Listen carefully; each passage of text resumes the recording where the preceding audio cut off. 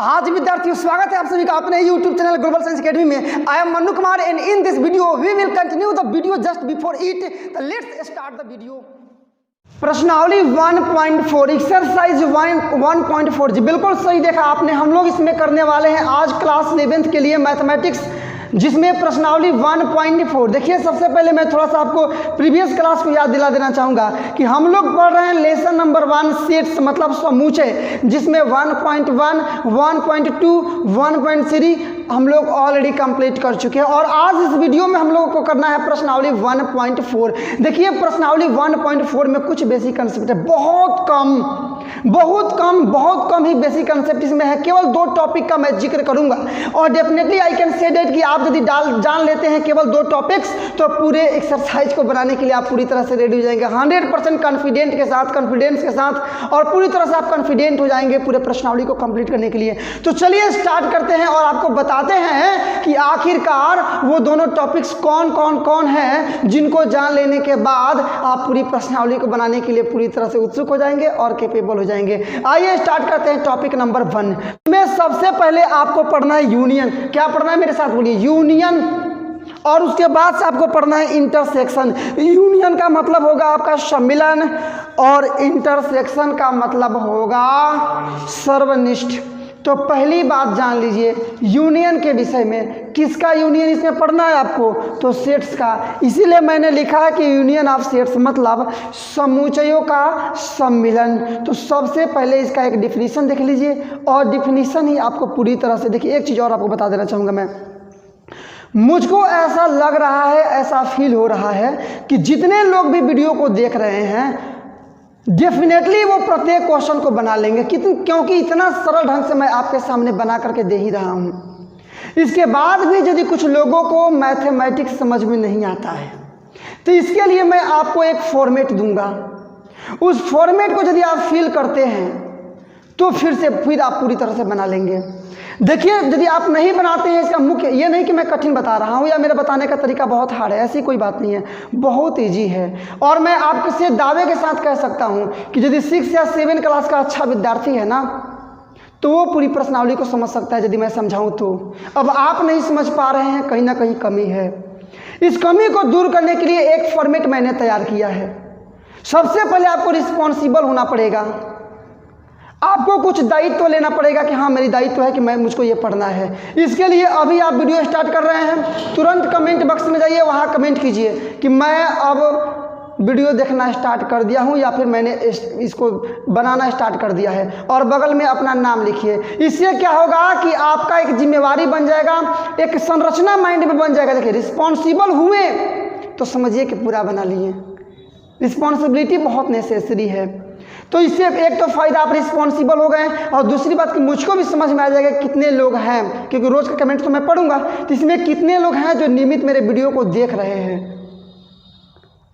और ये पहला काम हुआ। और अंत में क्या करें आप कि अंत में फिर एक और फिर कमेंट करें कि मैंने वीडियो को अंत तक देखा और मैंने प्रत्येक क्वेश्चन का सोल्यूशन 100% जान लिया। नहीं 100% हुआ तो फिर देखिए शुरू से, क्या दिक्कत है? जहाँ से नहीं समझ में आया वहाँ से आकर देखिए। जब कंप्लीट हो जाए तो ये जरूर बोलिए कि मैंने वीडियो पूरा देखा और 100% सॉल्यूशन मैंने समझा। ये केवल 2 काम करके देखिए आप। फॉर्मेट एक है, एकदम गारंटी के साथ मैं आपको बोल रहा हूँ, आत्मविश्वास के साथ बोल रहा हूँ कि मैथ्स आप बहुत अच्छी तरह से बनाएंगे, क्योंकि वीडियो के टाइम ड्यूरेशन में आप बहुत ज़्यादा एकाग्र हो जाएंगे, रिस्पॉन्सिबल हो जाएंगे कि लास्ट में मुझको जवाब देना है। और जब आपको लगे ना कि मुझको जवाब देना है तब आप काम बहुत बेहतर करेंगे। और यहाँ कोई पूछने ही वाला नहीं है, मन करे तो भगाए, मन करे तो छोड़े, तब तो ढंग नहीं आएगा। यही कमजोरी है। मेरी बात को ध्यान समझिएगा, मजाक नहीं बोल रहा हूँ, बहुत सीरियस बात मैं बोल रहा हूँ। अपने माइंड में इस बात को उतार लीजिए और आज भर केवल इस काम को करके देखिए, कल से आप खुद ही इसको करने के लिए तैयार हो जाएंगे, क्योंकि आपका प्रश्नावली 100% रेडी जो हो जाएगा। चलिए आते हैं बैक टू द पॉइंट। जरूर इस चीज़ को कीजिएगा, आपके लिए मैंने बताया है। अब आते हैं back to the point. Union of sets, समूचयों का सम्मिलन। देखिए है क्या? समूचयों ए तथा बी का यूनियन वह समूचय है जिसमें ए के सभी अवयवों के साथ साथ बी के भी सभी अवयव उपस्थित होते हैं और उभयनिष्ठ अवयवों को केवल एक ही बार लिखा जाता है। इसे ये यू देख लीजिए, यही है यूनियन आपका, मतलब यू से निरूपित किया जाता है। मेरी बात को फिर एक बार और समझ लीजिए। अब ऐसे समझाऊंगा, आप उसको नोट भी कर लीजिएगा, नोट जरूर कीजिएगा फिर में। और ऐसे मैं समझाऊंगा कि ए भी एक समूचय है, सेट है, बी भी एक समूचय है, मतलब सेट है। इन दोनों को मिलाकर के नीचे एक ऐसा सेट बनाना है, उसी सेट को बोलेंगे हम लोग यूनियन। लेकिन क्या है वो, जिसमें ए के भी सभी अवयव हो और बी के भी सभी अवयव हो और एक अवयव केवल एक ही जगह हो, तो उसको बोलेंगे यूनियन। बहुत आसान है। एक छोटा सा एग्जांपल देकर के मैं आपको समझाऊंगा। जैसे आप यहाँ मिला, सपोज दैट एक समुच्चय दे दिया है 1 2 3, सपोज दैट, और बी एक समुच्चय दे दिया है आपका, कुछ भी बोलिए ना, 2 4 5 ये दे दिया है। तो आपको निकालना है ए यूनियन बी, यही है ए यूनियन बी। तो परिभाषा देखिए ना कि ए यूनियन बी मतलब यही यूनियन का मतलब सम्मिलन, एक ऐसा समुच्चय, ये समुच्चय में लिख रहे हैं इसको भी, एक ऐसा समुच्चय है जिसमें ए के भी सभी अवयव होंगे और बी के भी सभी अवयव होंगे, लेकिन एक अवयव केवल एक ही जगह होगा। मतलब उभयनिष्ठ अवयवों को केवल एक बार लिखा जाएगा। देखिए कैसे, जैसे कि एक पहले सबसे छोटा है 1, 2 है ना, तो 2, उसके बाद से 3, उसके बाद से यहाँ ये 2 है ना, 2 पहले ही लिख दिए हैं। यही है, उभयनिष्ठ अवयवों को केवल एक बार लिखा जाना है। 2 लिख दिया पहले ही, उसके बाद से 4 लिखे हैं क्या, नहीं लिखे हैं, तो रहेगा आपका 4। 5 लिखे हैं क्या, तो नहीं है। अब मिलाइए ना डिफिनीशन को, देखिए एकदम सटीक हो गया कि मतलब समुच्चयों ए तथा बी का ये यूनियन मतलब सम्मिलन एक ऐसा समुच्चय है जिसमें ए के भी सभी अवयव होते हैं, देखिए तीनों अवयव इसमें हैं, और बी के भी सभी अवयव, इसमें भी जो 3 अंक है इसमें तीनों अंक हैं तो रहते हैं। साथ ही साथ या फिर लिखे हैं आप एवं चाहे और उभयनिष्ठ, जैसे कि 2 मान लीजिए उभयनिष्ठ है, तो उभयनिष्ठ अवयवों को मतलब एलिमेंट्स को केवल एक बार लिखा जाता है। नहीं समझे क्या आप, कितना आसान है। इतना समझाने के बावजूद यदि आपको नहीं प्रश्नावली समझ में आया तो फिर क्या मैथ्स पढ़ना आपका बेकार है। इसलिए इतना इजी टॉपिक है। जैसे एक और मैं आपको एग्जांपल दे रहा हूँ, आप इसको खुद से बना करके दिखाइए। कुछ भी हो सकता है, मान लीजिए कि मैंने लिया ए बी ई एफ, कुछ भी और भी हो गया, एफ तक ले लिया मैंने। उसके बाद मैंने ले लिया यहाँ बी बराबर मैंने ले लिया, समझिए कि बी सी ई एफ ले लिए ना, सॉरी ये आपका है सम्मिलन समुच्चय हो गया ना। तो निकालिएगा, इसलिए ए यूनियन बी, देखिए क्या होगा, इतना आसान बात है। सबसे पहले देखिए ए है ना, तो ए, उसके बाद से बी आता है ना, बी किस यहाँ भी है ना बी, तो बी, उसके बाद सी आता है ना, सी है इसमें कहीं भी, यहाँ सी है ना सी, तो सी, उसके बाद से सी के बाद से डी आता है, डी किसी में है, किसी में नहीं, छोड़ दिए। डी के बाद से ई आता है तो ई लिख देंगे, उसके बाद से एफ है ना, तो एफ लिख देंगे, हो तो गया। अब एफ 2 जगह है तो 2 बार नहीं लिखेंगे, केवल एक ही बार लिखेंगे। बी 2 बार है तो 2 बार नहीं लिखेंगे, एक ही बार लिखेंगे, समझ गए ना। तो इसमें देखिए ए बी ई एफ, इसमें ए बी ई एफ है, और बी सी ई एफ इसमें है, और एक अवयव केवल एक ही जगह है। तो हो नहीं गया परिभाषा, यही तो आपका डिफिनीशन था कि समुच्चय ए तथा बी का यूनियन मतलब समुच्चय एक ऐसा समुच्चय है जिसमें ए के भी सभी अवयव होंगे और बी के भी सभी अवयव होंगे, लेकिन उभयनिष्ठ मतलब कॉमन अवयव केवल एक ही बार होगा। जैसे यहाँ पर बी और बी उभयनिष्ठ है, दोनों में है, तो केवल एक ही बार है। कितना आसान है। ये नहीं समझेंगे तो अब क्या समझेंगे। आया बात समझ में। इसी को हम लोग ऐसे भी समझा सकते हैं, इसका डिफिनीशन थोड़ा सा और देख लीजिएगा। मतलब इसको मतलब यूनियन को एक ही बार ऐसे भी लिख सकता है कि ए यूनियन बी बराबर, देखिए ऐसे इसको लिखते हैं समुच्चय निर्माण रूप में। तो एक्स है क्या, तो एक्स देखिए एक्स है क्या, तो एक्स ए में भी है, और या एक्स जो है ना वो बी का भी अवयव है।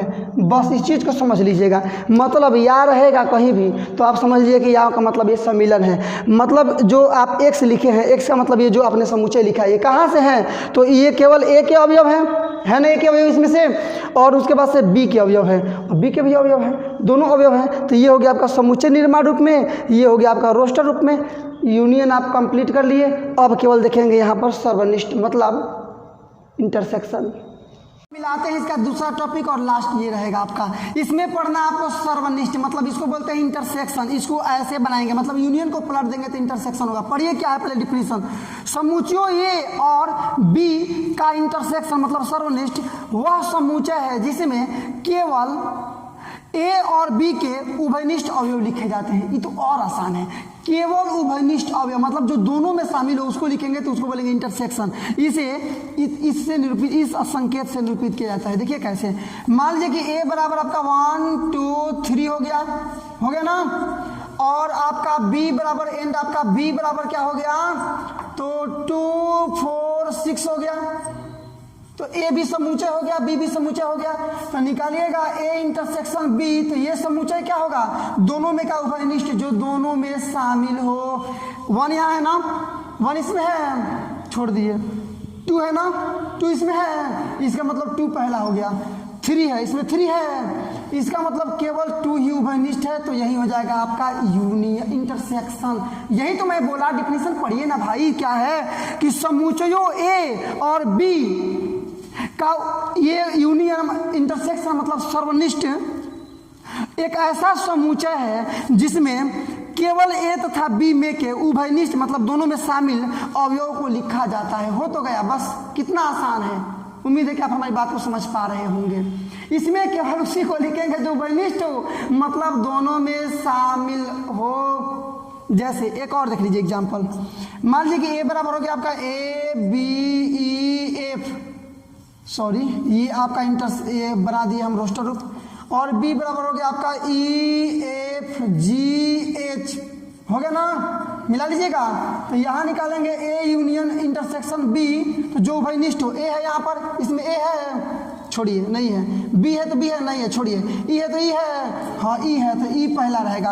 एफ है तो इसमें एफ है तो एफ दूसरा रहेगा। जी है तो इसमें जी है, नहीं है। इसमें एच है तो इसमें एच है, नहीं है। मतलब यही केवल उभयनिष्ठ है, इसलिए ये आपका हो जाएगा। कितना आसान है। फिर एक बार और समझ लीजिए, मतलब इसमें यूनियन इंटरसेक्शन में क्या होता है कि दोनों में के उभयनिष्ठ अवयव को लिखते हैं। और इसको यदि आप लिखेंगे रोस्टर रूप में, मतलब इसमें मतलब समुच्चय निर्माण रूप में ऐसा लिखेंगे कि मिला लीजिएगा यहाँ पर ए इंटरसेक्शन बी बराबर आपका रहेगा एक्स। एक्स है क्या, तो एक्स ए का अवयव है और एक्स क्या है, तो बी का अवयव है। बस यही तो रहेगा आपका मतलब। अब इसमें अंतर क्या है, यदि या रहेगा, देखिए यदि या रहेगा, दोनों ये दोनों सेम चीज़ है, वहाँ भी वही चीज़ है। यदि या रहेगा इसका मतलब कि दोनों वाला उसमें शामिल है, मतलब ये है आपका यूनियन मतलब सम्मिलन। और रहेगा, और का मतलब दोनों में जो उभयनिष्ठ हो, देख रहे हैं ना, मतलब एक्स ए में भी हो और एक्स बी में, उसका मतलब यही हुआ। मिला लीजिए, मतलब एक्स ए में भी हो और एक्स बी में भी हो, दोनों में हो, तो इसको बोलेंगे इंटरसेक्शन मतलब सर्वनिष्ठ। आया बात समझ में। तो इस प्रकार से जो बेसिक कंसेप्ट बना हमारा, जिसमें पढ़ना था आपको यूनियन मतलब क्या, सम्मिलन, और उसके बाद इंटरसेक्शन मतलब क्या, सर्वनिष्ठ। इन दोनों के विषय में आप जान लिए। उम्मीद है कि अब यदि आप इसको समझ लिए हैं तो प्रश्नावली आपके लिए बहुत आसान हो गया। बस चलते हैं प्रश्न संख्या 1 पर, मतलब क्वेश्चन नंबर 1 पर। मिलाइए क्या है, ये आप खुद से बना लेंगे क्योंकि बेसिक कंसेप्ट आपने समझ लिया है। देखिए क्या है, निम्नलिखित में से प्रत्येक समुच्चय युग्म का सम्मिलन ज्ञात कीजिए। सम्मिलन का मतलब क्या, यूनियन, जो मैंने बताया था कि जिसमें ए के भी सभी अवयव रहेंगे, मतलब डिफिनीशन अकॉर्डिंग टू डिफिनीशन कि मतलब ऐसा समुच्चय जिसमें ए के भी सभी अवयव हो और बी के भी सभी अवयव हो, हाँ, लेकिन उभयनिष्ठ अवयव केवल एक ही बार हो, तो उसको बोलते हैं यूनियन मतलब सम्मिलन। तो वही ना लिखना है। डायरेक्टली मैं सॉल्यूशन बना रहा हूँ, आप इसको सॉल्यूशन में नोट कीजिएगा। देखिए ये मतलब इसका हल बता रहा हूँ मैं। तो यहाँ एक्स बराबर इतना दे दिया है तथा वाई बराबर इतना दे दिया है, इसलिए क्या एक्स और union B, X union Y, यही ना पूछ रहा है जी। सम्मिलन का मतलब वही हुआ, यूनियन है ना, है। इसको इससे निरूपित करते हैं। तो देखिएगा 1 है 1, 2 इसमें नहीं है, 2 इसमें है ना, 2 हो गया। 3 है यहाँ, 3 है। 4 है, नहीं है। 5 है ना, 5 है। तो मिलाइए ना। अब इसमें ए के भी तीनों अवयव है ना, मतलब एक्स के भी तीनों अवयव हैं और वाई का 1 2 3 1 2 3, वाई के भी तीनों अवयव हैं और एक अवयव केवल एक ही बार है, मतलब वही अवयव केवल एक ही बार है। तो होना क्या, सम्मेलन हो गया ना, सम्मिलन, यूनियन आपका हो गया। Answer complete. यहाँ भी देखिए बहुत आसान, इसलिए ए यूनियन बी। हम लोग डायरेक्टली सॉल्यूशन बना रहे हैं, आपका क्वेश्चन है लेकिन मैंने सॉल्यूशन के अकॉर्डिंग उतारा, यहाँ करके उतारे, आप देख सकते हैं। यहाँ ए का मान ये दे दिया है, बी का मान यहाँ दे दिया है। आपको इस तरह से बैठाना है इसमें कि ए के भी सब मान आ जाए और बी के भी सभी मान आ जाए, लेकिन एक अवयव केवल एक ही बार हो, चाहे कुछ भी हो, मतलब वही लिस्ट वाला। तो ए है, बी तो कोई है नहीं है, यहाँ पर बी है, सी है क्या, सी है, उसके बाद से ई है, किसी में नहीं है, ई के बाद से एफ भी किसी में नहीं है, जी भी किसी में नहीं है, एच भी किसी में नहीं है, आई है, आई है ना, आई के बाद से ये ओ है, उसके बाद से आपका क्या है, ये यू है, मिलाइए ना। इसमें ए के भी 1 2 3 और 4 5 मतलब ए ई आई ओ यू, देखिएगा ए E I O you, A B C एक छूट रहा है हम लोग का ना, तो सी उसके बाद ई। तो आप समझ सकते हैं कि इसमें ए के भी सभी अवयव हैं और बी के भी सभी अवयव हैं, और उभयनिष्ठ जो है, जैसे ए दोनों में है ना, उभयनिष्ठ है तो केवल एक ही बार है, तो डिफिनीशन कंप्लीट हो गया। बस ये भी आपका आंसर कंप्लीट। इतने आनंददायक ये प्रश्न हैं जिनको आप आसानी से बना सकते हैं। अब इसको समझिए, नंबर थर्ड को समझिए क्या है। ए बराबर आपका है एक्स, एक्स एक प्राकृत संख्या है, एक्स क्या है, प्राकृत संख्या है और 3 का गुणज है। एक्स एक प्राकृत संख्या है और 3 का गुणज है, एक्स एक प्राकृत संख्या और 3 का गुणज है, मतलब इसके लिए बनाइएगा तो क्या बनेगा, प्राकृत संख्या लेकिन केवल 3 का गुणज, समझो ना, प्राकृत संख्या लेकिन केवल 3 का गुणज। तो प्राकृत संख्या देखिएगा 3 6 9 है ना जी, 12 ...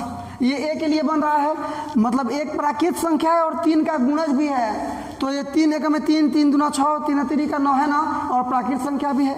बी देखिए, एक्स 6 से कम एक प्राकृत संख्या है, मतलब 6 से कम मतलब 1 2 3 4 5, यही ना हुआ, अरे यही ना हुआ, तो निकालिएगा ए यूनियन बी बराबर क्या हो जाएगा आपका, यहाँ लिख देते हैं चूंकि यहाँ भी दिया है, मतलब जो दोनों में हो।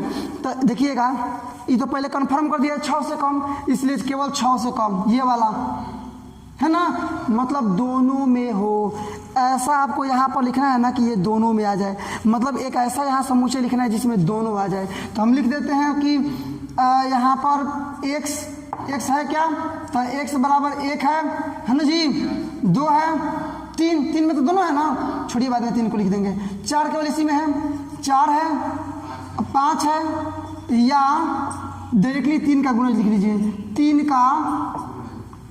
का गुणज।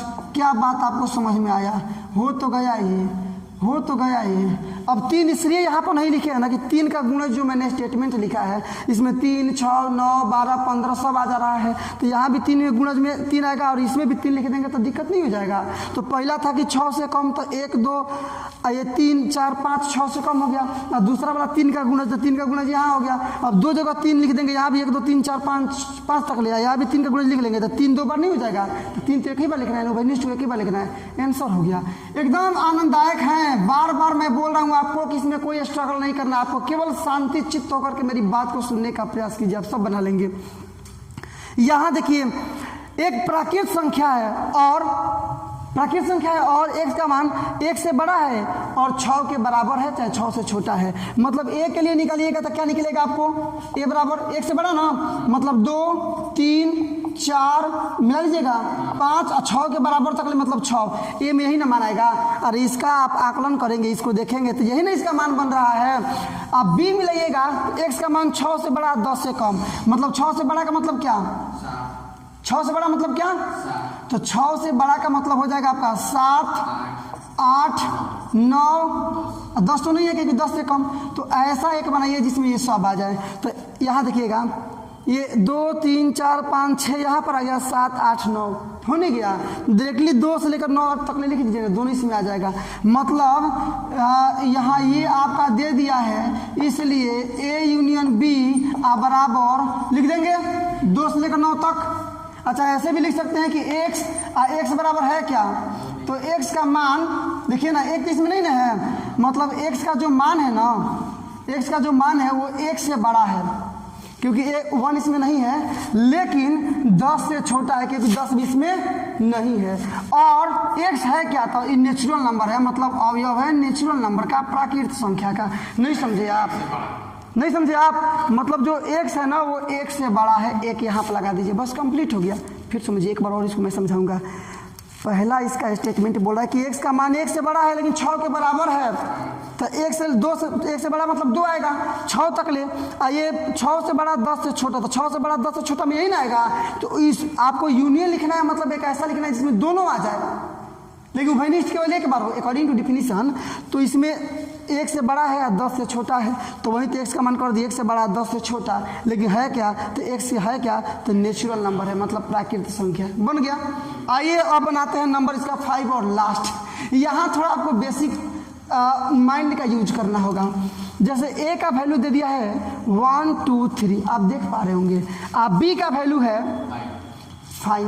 5 का मतलब इसमें कोई अवयव नहीं है, रिक्त समुच्चय है, आप समझ रहे हैं ना, रिक्त समुच्चय है। तो निकाल लीजिएगा, यहाँ सॉल्यूशन हम लोग डायरेक्टली बना रहे हैं, इतना इतना है, इसलिए a और इंटर यूनियन b बराबर, समझिए आप, a का वैल्यू इतना दे दिया है, अब b का वैल्यू कितना है 5 है। 5 का मतलब कोई अवयव ही नहीं है, तो इसमें डायरेक्टली आपका केवल हो जाएगा 1 2 3, यही रह जाएगा।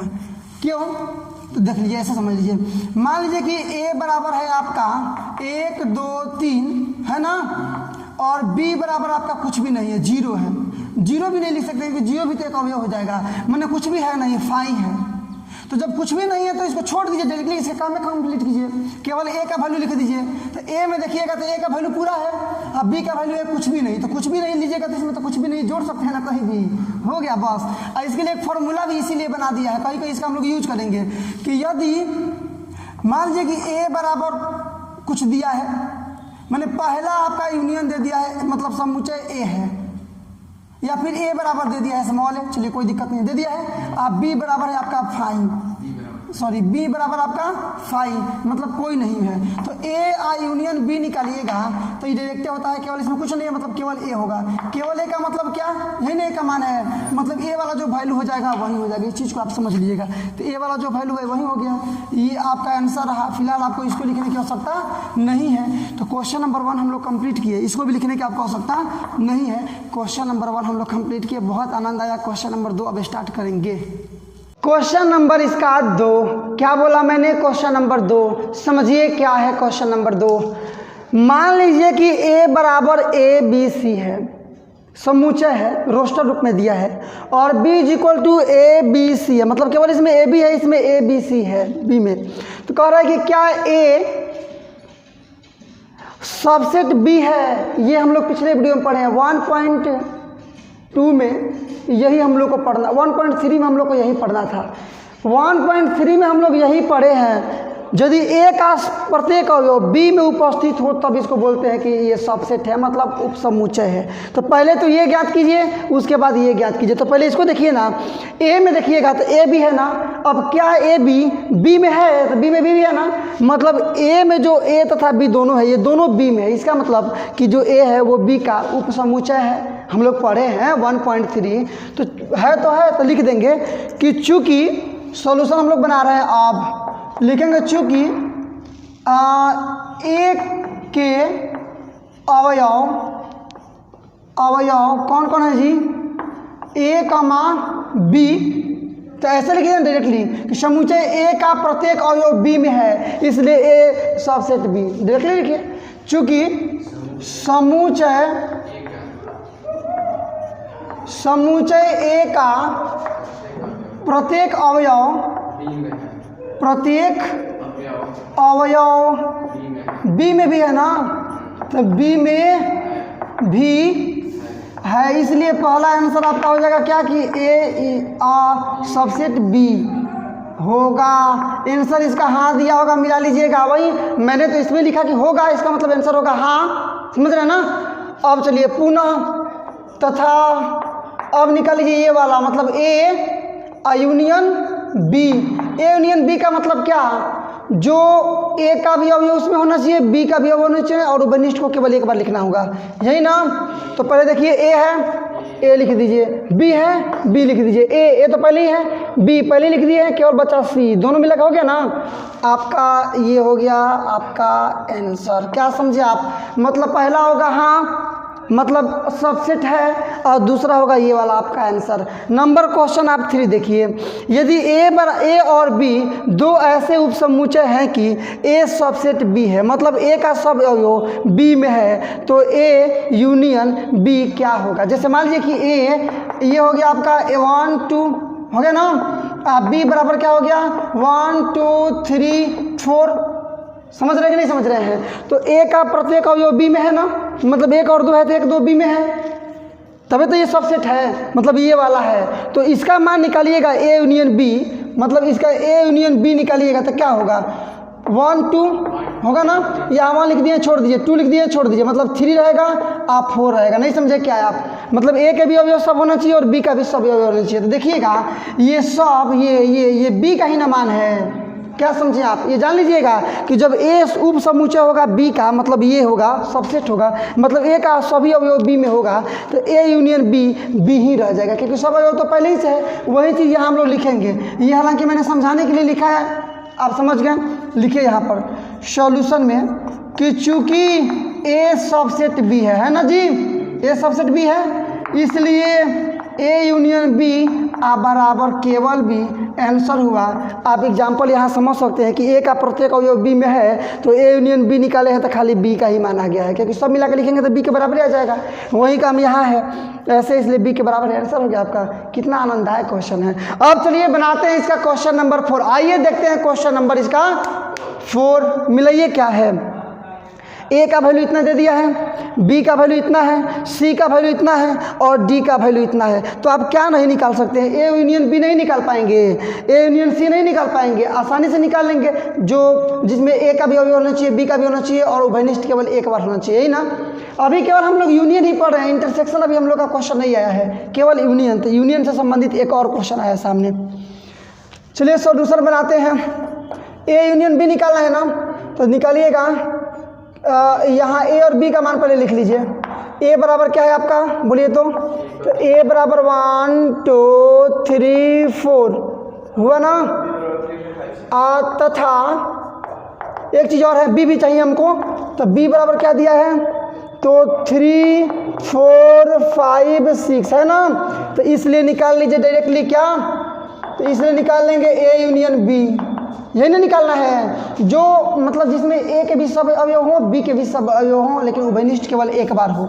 तो लिखिएगा सबसे कम देखिए 1 है ना, 1, उसके बाद से 2, उसके बाद से 3, उसके बाद से 4, उसके बाद से 3, तो 3 पहले लिख दिया, 4 पहले लिख दिया, 5, तो 5, उसके बाद से 6। ये आपका आंसर कंप्लीट। इसी तरह से नंबर ये देख लीजिए, यहाँ सॉल्यूशन देखिए, यहाँ क्या क्या चाहिए, ए और सी चाहिए ना। तो लिखिए पहले मान इसका, यहाँ ए बराबर, बोलिए तो ए का मान क्या है आपके सामने है कि 1 2 3 4, ये किसका वैल्यू हो गया, ए का। तथा और क्या चाहिए, सी चाहिए, सी चाहिए ना। सी का वैल्यू बोल दिए, यहाँ है 5 6 7 8, मतलब 5 6 7 8, ये आपका रोस्टर रूप। इसलिए क्या निकालना है आपको, ए यूनियन सी बराबर जो दोनों में हो, नहीं सॉरी दोनों का अवयव इसमें आना चाहिए। तो 1 2 3 4 यहाँ से लिख दीजिए, 1 2 3 4 लिख दीजिए। 5 यहाँ है ना, 5 6 है, 6 7 8, ये भी आपका आंसर कंप्लीट। अब नंबर इसका तीसरा देख लीजिए, बी यूनियन सी। तो बी का मान लिखिए और सी का मान लिखिए।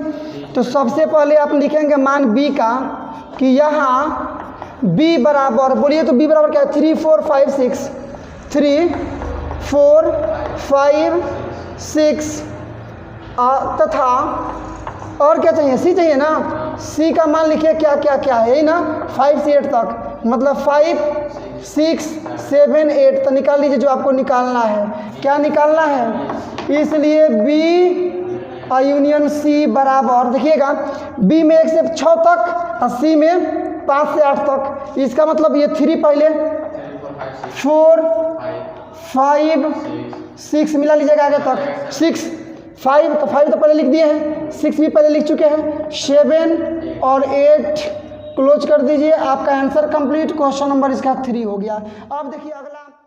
तो जिस प्रकार से हम लोग फोर में 1 2 3 किए, उसी प्रकार से इसका 4th से लेकर के आगे तक हम लोग देखेंगे। वैसे ही कोई अंतर नहीं है, सेम प्रोसेस है। और यहाँ आपका क्वेश्चन नंबर इसके 4th में भी निकालना है आपको। अब बी यूनियन डी देखेंगे, उसके बाद से निकाल देंगे जो निकालना है। आइए यहाँ सॉल्यूशन में सबसे पहले देखिएगा दिया क्या है, मतलब क्या चाहिए, बी चाहिए ना। तो पहले बी का वैल्यू निकालिए। तो यहाँ से 3 से 6 तक, मतलब 3 4 5 6, ये वैल्यू किसका रह गया, बी का। तथा डी का वैल्यू लिख लीजिए, डी ना, मैंने 1 से लेकर के 7 से 10 तक, 7 8 9 और 10 क्या निकालना है, इसलिए बी यूनियन डी। तो पहले 3 से स्टार्ट कीजिए, 3 4 5 6, यहाँ ये 7 8 9 10। आसानी से, अब मैं ज़्यादा नहीं समझाऊंगा क्योंकि समझाने लायक कोई चीज़ बचा ही नहीं है। यूनियन आप समझ चुके हैं। नंबर इस पर आइए, ए बी सी तीनों चाहिए जी, यहाँ पर तीनों चाहिए। आइए ए बी सी देखिएगा। तो यहाँ मान पर लिखिए ए बराबर, ए का मतलब 1 के कहा, ये ना 1 से 4 तक, मतलब 1 2 3 4 है ना, कमा बी चाहिए। बी का कितना है, 3 से 6 तक, मतलब 3 4 5 6। तथा एक और है, सॉरी, तथा एक और दिखना है मान आपको, क्या, सी ना। तो सी बराबर लिखिए तो क्या है, 5 6 7 8। तो निकाल दीजिए। इसलिए क्या निकालना है आपको, तो A union B union C है ना। एक के बाद निकाल दीजिए, चाहे माने रख दीजिए, कोई दिक्कत नहीं है, रखिए देते हैं माने के बाद। ए का मान रखिए सबसे पहले। तो ये होगा 1 2 3 4 यूनियन ना, यूनियन। चलिए बी है, बी का मान 3 4 5 6, फिर यूनियन देखिए, फिर यूनियन सी का मान बोलिए तो 5 6 7 8। और डायरेक्टली अब लिखेंगे इसके बाद से आंसर मिलाइए। 1 से 4 तक पहले लिखिए ना, 1 2 3 4 लिखेंगे ना। 3 पहले लिख चुके हैं, 4 भी लिख चुके हैं, 5 रहेगा ना, 5 6, यहाँ ये 5 लिख चुके हैं, 6 लिख सकते हैं, चुके हैं। तो 7 और 8। नहीं आया बात समझ में, हो तो गया आपका आंसर। कुछ ये मैथमेटिक्स में बिल्कुल ताकत नहीं है, ये स्ट्रांग बिल्कुल नहीं है, बिल्कुल वीक है, ताकतवर्धक नहीं है, ताकत बिल्कुल नहीं है। आपके ताकत के सामने इसके ताकत कुछ भी नहीं है, बशर्ते कि आप रेडी होने चाहिए कि हाँ हमको बनाना है। चलिए आइए देखते हैं हम नंबर इसका 6। नंबर 6 भी आपके सामने ही दिखाई दे रहा है। यहाँ से मिलाएंगे हम नंबर आपका 6। पहले यहाँ यहीं से स्टार्ट कर देते हैं। बोलिए क्या क्या दिया है। सबसे पहले ए बी डी तीनों का मान बोलिए। ए बराबर क्या दिया है बोलिए, यहाँ से 1 से 4 तक, 1 2 3 4। ये रहेगा ए का वैल्यू, कमा बी का वैल्यू क्या दिया है, 3 से 6 तक, 3 4 5 6 1। और डी चाहिए ना, तथा डी, तो डी का वैल्यू क्या दिया है मिला लीजिए, 7 से 10 तक, मतलब 7 8 9 10 मिला सकते हैं आप, हो गया ना। इसलिए निकाल दीजिए जो निकालना है, मतलब A union B union D बराबर। ए का वैल्यू बोलिए सबसे पहले, तो 1 2 3 4 यूनियन बी का वैल्यू बोलिए 3 4 5 6 यूनियन। इसके बाद से डी का वैल्यू 7 8 9 10। अब आपको यहाँ एक ही बार ऐसा मान लिखना है जिसमें ए के भी सभी अवयव हों, बी के भी सभी अवयव हों, और लेटेस्ट डी के भी सभी अवयव हों। लेकिन एक अवयव केवल एक ही बार हो, डबल नहीं होना चाहिए, उभयनिष्ठ केवल एक बार। तो पहले 1 2 3 4 तक पहुँचिए ना, लिखिएगा 1 2 3 4। यहाँ ये 3 4 तो पहले लिख चुके हैं, मतलब 5 6 रह रहे हैं। 7 इसके बाद से बचेगा 7 8 9 10। बस ये भी आपका बन गया। यहाँ भी आंसर कंप्लीट। अब इसका लास्ट मतलब 7, क्वेश्चन नंबर 4 का 7 लास्ट, यहाँ किसका किसका मान चाहिए हम लोगों को, बी सी डी का। तो लिखे तो पहले बी बराबर, मिला लीजिए बी बराबर क्या है यहाँ पर 3 से 6 तक, 3 4 5 6 हो गया।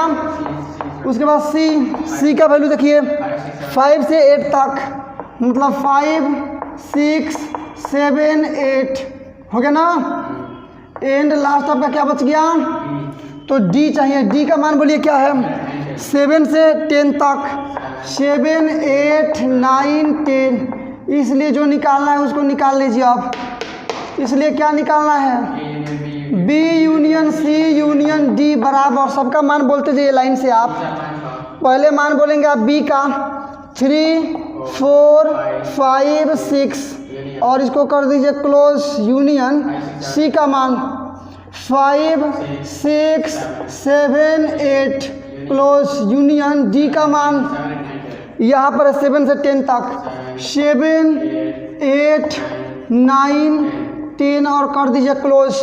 अब आपको एक ऐसा वैल्यू लिखना है जिसमें बी के भी सभी अवयव उपस्थित रहे, डी के भी सभी अवयव, सी के भी सभी अवयव उपस्थित रहें और डी के भी सारे एलिमेंट्स उपस्थित रहें, ठीक है ना। लेकिन एक अवयव केवल एक ही बार हो, घनिष्ठ मतलब केवल एक बार हो।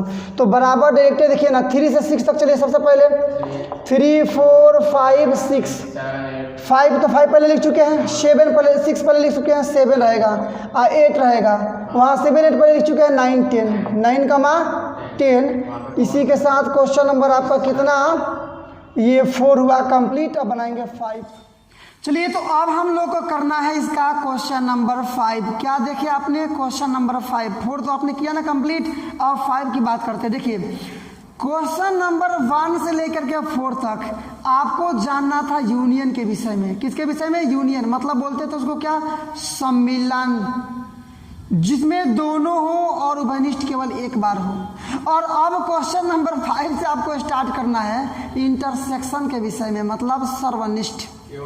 फिर अकॉर्डिंग टू डिफिनीशन आपको पहले पता होना चाहिए कि ए समुच्चयों ए और बी का मतलब सर्वनिष्ठ वो है जिसमें केवल ए के अवयव और बी के अवयव में जो उभयनिष्ठ होते हैं, मतलब दोनों में सम, ए में भी हो बी में भी हो, तो दोनों का उभयनिष्ठ केवल लिखेंगे तो उसको बोलेंगे क्या, उसको बोलेंगे सर्वनिष्ठ, मतलब इंटरसेक्शन, मतलब दोनों में होना चाहिए अकॉर्डिंग टू डिफिनेशन। हम पहले ही बता चुके हैं वीडियो के स्टार्टिंग में, आया ना बात समझ में। क्वेश्चन नंबर 5 आपका बोल रहा है कि प्रश्न 1 में दिए प्रत्येक समुच्चय का युग्म का सर्वनिष्ठ समुच्चय ज्ञात कीजिए। देखिए पहले क्वेश्चन नंबर 1 था ना, नीचे ये दे दिया है और वहां हम लोग को ज्ञात करना था सर्वनिष्ठ, मतलब उसमें हम लोग को ज्ञात करना था सम्मिलन, और यहाँ ज्ञात करना है उसी क्वेश्चन का, क्वेश्चन नंबर 1 का ही सर्वनिष्ठ। तो जो दोनों में उभयनिष्ठ केवल उसी को लिखेंगे। डायरेक्टली हम लोग बना रहे हैं सॉल्यूशन, मतलब सबका सॉल्यूशन ही लिखे हम, समझ लीजिएगा आप, ठीक है ना। तो पहले में x का वैल्यू दे दिया है 1 3 5 और y का वैल्यू है 1 2 3। तो निकालना क्या है, लिख दिया यहाँ ये, इसलिए क्या निकालना है, आपको निकालना है x और इंटरसेक्शन y, मतलब जो दोनों में हो, यही ना। 1 इसमें 1 है, इसमें 3 है, इसमें 3 है, इसमें 5 है, इसमें 5 है, नहीं इसमें 2 है, इसमें 2 है, नहीं है, मतलब केवल यही दोनों संख्याएं हैं जो कि उभयनिष्ठ है। तो ये होगा आपका आंसर, समझ लीजिएगा, दोनों में होना चाहिए। यहाँ देखिएगा तो यहाँ भी आपका ये चीज़ दे दिया, हम लोग सॉल्यूशन बना रहे हैं। ए का value A E I O U, आप बी का वैल्यू है आपका क्या, ए बी सी, इसलिए क्या निकालना है, ए इंटरसेक्शन बी। देखिए जो उभयनिष्ठ हो, ए है इसमें भी है ना, ई है इसमें ई है, आई है इसमें आई है, ओ है तो उसमें ओ है, यू है तो इसमें यू है, बी है तो इसमें बी है, सी है तो इसमें सी है, नहीं मतलब केवल ए ही है जो कि क्या है, उभयनिष्ठ है। तो ये रह जाएगा आपका आंसर। अब आइए नंबर ए पर। नंबर ए देखिएगा, यहाँ इतना ये सॉल्यूशन हम लोग बना रहे हैं डायरेक्टली। तो a बराबर है क्या कि x एक प्राकृत संख्या है लेकिन 3 का गुणज है, x एक प्राकृत संख्या और 3 का गुणज है, मिलाइएगा, इसलिए निकालिएगा a बराबर। तो वैसी संख्याओं को लिखिए जो प्राकृत संख्या हो और 3 का गुणज हो। तो पहला 3 6 9 12 ... नहीं समझे क्या आप, ये प्राकृत संख्याएं भी और 3 का गुणज है। इसी प्रकार से तथा बी निकालिएगा, बी बराबर, तो देखिए क्या है, एक से एक प्राकृत संख्या है लेकिन 6 से कम है, तो 6 से कम में क्या आ जाएगा 1 2 3 4 5, यही ना, क्योंकि 6 लेंगे तब तो वो तो 6 के बराबर हो जाएगा, तो निकाल लीजिए।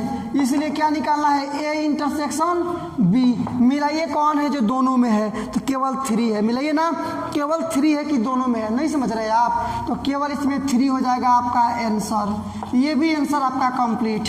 नंबर आइए अब इसका फोर्थ पर, देखिए क्या है, एक से एक प्राकृत संख्या है और x का मान 1 से बड़ा है 6 के बराबर है, अब 6 से छोटा है, तो यहाँ लिखिएगा, तो ए का, इसलिए ए बराबर निकालिएगा, ए बराबर, तो देखिए ना ए क्या है, एक प्राकृत संख्या है और ना x का मान 1 से बड़ा है 6 के बराबर है, मतलब 1 से बड़ा का मतलब 2 3 4 5 6 के बराबर है, आया ना, तथा इसी प्रकार से b का वैल्यू अपने मन से निकालिएगा।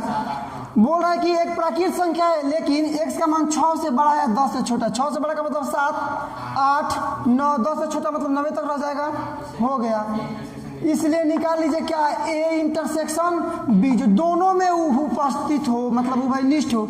देखिएगा इसमें 1 से 6 तक, इसमें 7 से 9 तक है, कोई संख्या उभयनिष्ठ है, तो जब कोई संख्या उभयनिष्ठ नहीं है इसका मतलब रिक्त समुच्चय है, मतलब 5 हो जाएगा आपका आंसर। नहीं समझ में आया, क्योंकि कोई संख्या यहाँ है ही नहीं उभयनिष्ठ, तो 5। बहुत मजेदार क्वेश्चन है, आपको इंटेंशन बना लीजिए अपना। यहाँ देखिए, यहाँ भी a बराबर आपका ये दे दिया है, अब b बराबर 5 दिया ना, तथा डायरेक्टली समझ लीजिए। इसलिए निकालिएगा आप a इंटरसेक्शन b बराबर, देखिएगा a में जो है a 1 2 3 है, अब b में 5 का मतलब कुछ भी नहीं, 5 का मतलब कुछ भी नहीं, तो कोई कॉमन हो रहा है दोनों में से, a में है 1 2 3 और b में 5 है, तो कोई तो कॉमन नहीं है, जब कोई कॉमन नहीं है इसका मतलब खाली है, मतलब 5 है, रिक्त समुच्चय हो गया, तो वही आपका बी आ गया, मतलब ये आपका आंसर हुआ। इस प्रकार से आपने क्वेश्चन नंबर 5 कंप्लीट किया। सोच क्या रहे हैं, बहुत मजेदार क्वेश्चन है, इंटरेस्टिंग क्वेश्चन है, बना लेने के बाद वो ऊर्जा शरीर में मिलेगा कि अगला प्रश्नावली भी बनाने के लिए आप रेडी हो जाएंगे। एनर्जी दायक है ये सारा प्रश्नावली, इनको बनाने से ना पूरे बुक को बनाने की क्षमता डेवलप होती है शरीर के अंदर, तो इस चीज़ को आप समझिए। चलिए क्वेश्चन नंबर आप 6, आपका क्वेश्चन नंबर 6 मिलाइए, प्रश्न संख्या आपका 6, देखिए क्या है, मिलाइए। यदि a इज इक्वल टू इतना, कितना है आप देख रहे हैं, b इज इक्वल टू इतना, कितना आप देख रहे हैं, c का भी वैल्यू दे दिया है, d का भी वैल्यू दे दिया है, तो निम्नलिखित का मान ज्ञात कीजिए। इन सारे का वैल्यू ज्ञात करना है। डायरेक्टली मैं सॉल्यूशन की बात करूंगा, आप समझ सकते हैं, चूंकि अकॉर्डिंग टू टाइम ना डायरेक्टली हम लोग बात करते हैं सॉल्यूशन का। तो पहले यहाँ देखिएगा दिया क्या है, आप हियर भी लिख सकते हैं, यहाँ पर दिया है कि a का वैल्यू क्या दिया है, बोलिए तो 3 5 7 9 11 हुआ ना, और b का वैल्यू आपको दे दिया है, मिलाइए 7 9 11 और ये आपका 13, और इसी प्रकार से आप c का वैल्यू देखते हो तो आपको मिलेगा 11 13 और 15 आ रहा है ना, और लास्ट आपका क्या है जी डियर, तो d का वैल्यू है क्या है, तो 15 और 17, बोलिए एनी प्रॉब्लम, कोई दिक्कत नहीं है। तो डायरेक्टली वैल्यू ज्ञात कीजिए ना आप, तो वैल्यू निकालिएगा a इंटरसेक्शन b, a का वैल्यू लिखिए 3 5 7 9 11, यही ना a का वैल्यू, और ये इंटरसेक्शन है तो इंटरसेक्शन b का वैल्यू बोलिए 7 9 11 13, और आप जानते हैं कि इंटरसेक्शन में उन्हीं संख्याओं को लिखते हैं, मतलब सर्वनिष्ठ में उन्हीं संख्याओं को लिखते हैं जो उभयनिष्ठ हो, मतलब दोनों में शामिल हो। तो क्या आप इतना भी काम नहीं कर सकते हो कि चुन लो कि दोनों में कौन उभयनिष्ठ है, मतलब कौन ऐसी संख्या है जो दोनों में, इतना भी नहीं कर सकते हैं, जरूर कर सकते हैं, चुनिए ना कौन दोनों में है। यहाँ 3 है तो इसमें 3 है, 5 है तो 5 है, 7 है तो 7 है ना, मतलब पहला हो गया 7, 9 है तो 9 है, 9 भी हो गया, 11 है तो 11 है तो 11 भी हो गया, उसके बाद इधर 13 है तो 13 इसमें है नहीं है, मतलब यही है 3 संख्याएं जो कि उभयनिष्ठ है। आंसर आपका कंप्लीट। इसका नंबर दूसरा देख लीजिए, b इंटरसेक्शन c, तो b का पहले वैल्यू बोलिए ना 7 से लेकर 13 तक, मतलब 7 9 11 और 13 हुआ ना, ये क्या लेना है इंटरसेक्शन, ये आपका सी का वैल्यू ये वाला 11, 13, 15। बाबू फिर वही काम करना है, इसमें से पहचानना है, आपको पहचानने को है कि कौन कौन सी संख्याएं उभयनिष्ठ हैं। 7 नहीं है, 9 नहीं है, 11 बिल्कुल है, 13 बिल्कुल है, इधर 15 है, इधर नहीं है। मतलब 2 ही संख्याएं हैं जो उभयनिष्ठ है। क्या मैथ्स आप बना रहे हैं, सोचिए ना, आप इंटरमीडिएट में आकर के और ऐसे मैथ्स बना रहे हैं और इसके बाद यदि आपको समझ में नहीं आए क्या कहा जा सकता है इसको समझ सकते हैं आप बात को, क्या कहा जा सकता है, जरूर इसको समझिए। आइए अगले तीसरे पर हम लोग देखते हैं। ए का वैल्यू, सी का वैल्यू, डी का वैल्यू लिखिए सबका लाइन से। पहले ए का वैल्यू 3, 5, 7, 9, 11 और इसको मैं रोस्टर रूप में लिख दिया। इंटरसेक्शन सी का वैल्यू यहाँ पर है, मतलब 11, 13, 15 क्लोज। इंटरसेक्शन डी का वैल्यू देखिए ना, ये ना है 15 और 17। मिलाइए कौन कौन सी संख्या उभयनिष्ठ है। डायरेक्टली मैं लिखूंगा यहाँ पर आंसर। मिलाइए उभयनिष्ठ कौन कौन। 3 है तो अब तीनों में यहाँ पर होना चाहिए, यहाँ पर तीनों में होना चाहिए ना, तभी ना हो पाएगा। ये 5 है, बाकी नहीं है। 7 नहीं, 9 नहीं, 11 भी नहीं। इसके बाद इधर 15 नहीं, 17, इसमें 17 है। मतलब कोई ऐसी संख्या नहीं है जो तीनों में हो। कोई है क्या ऐसी संख्या जो तीनों में है? तो कुछ नहीं है तो लगा देंगे फाइन, रिक्त समुच्चय और आंसर होगा, क्योंकि कोई भी ऐसी संख्या नहीं है जो कि तीनों में उभयनिष्ठ हो, उपस्थित हो। आइए अगला, ए इंटरसेक्शन बी। ए का मान बोलिए 3, 5, 7, 9, 11। ये पहला हो गया। और इंटरसेक्शन सी मतलब 11, 13, 15। मिलाइए कौन कौन सी संख्या है जो उभयनिष्ठ है। केवल 11 उभयनिष्ठ है, तो 11 आपका रह जाएगा इसका आंसर। अगला देखिए, बी इंटरसेक्शन डी। बी का वैल्यू बोलो भाई। बी का वैल्यू 7, 9, 11, 13, ठीक है ना।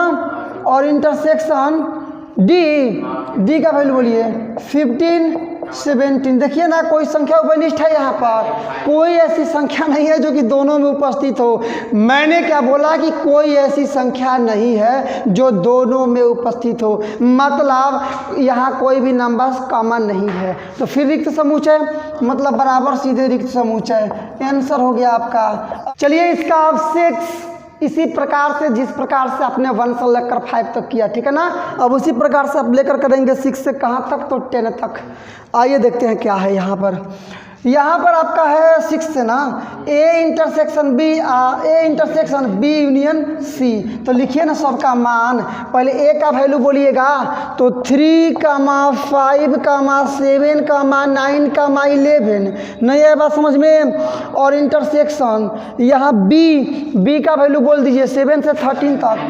7, 9, 11 और 13 है ना। इसी में रहेगा यूनियन, तो यहाँ पर क्यों नहीं हम कोष्टक लगा दें, सही रहेगा। यूनियन बड़ा ही कोष्टक लगा देते हैं, कोई बात नहीं है। यूनियन आपका उसके बाद क्या सी है ना, सी मतलब 11, 13, 15। और ये कर लिए हम लोग क्लोज, और ये पूरा क्लोज।